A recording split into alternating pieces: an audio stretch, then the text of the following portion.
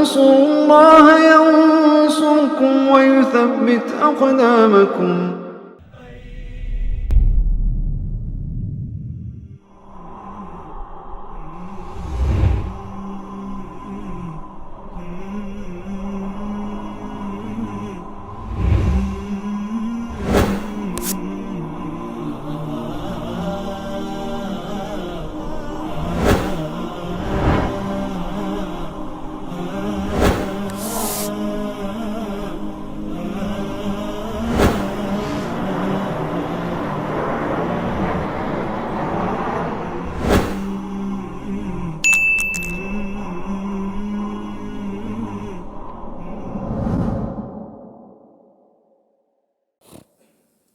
Pendapat mayoritas para ulama bahwasannya paha laki-laki itu merupakan aurat. Dan mereka berdalil dengan hadis-hadis yang memang secara sanad ya, itu diperbincangkan. Ya, karena memang terdapat ya, keterputusan di dalam sanadnya atau salah seorang perawinya adalah perawi yang lemah.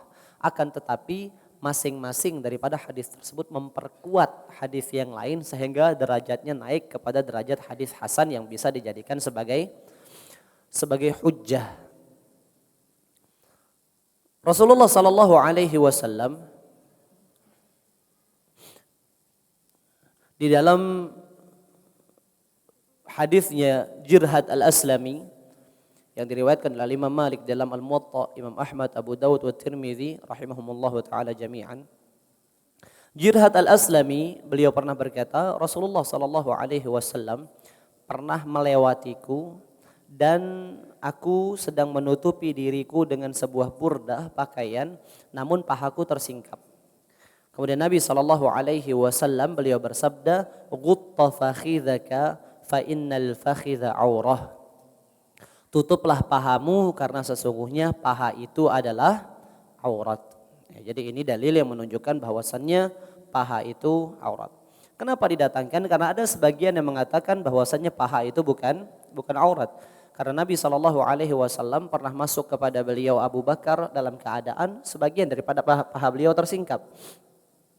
Masuk Umar, masuk Ali, dan beliau tetap berada pada keadaan tersebut sampai kemudian masuk Utsman ibn Affan radhiyallahu taala an. Maka Nabi SAW segera untuk memperbaiki pakaian beliau. Ditanya oleh Aisyah, tadi Abu Bakar, Umar, Ali masuk radhiyallahu taala anhu, engkau tidak membenahi pakaianmu. Kenapa ketika Utsman masuk engkau membenahi pakaianmu hai Rasulullah?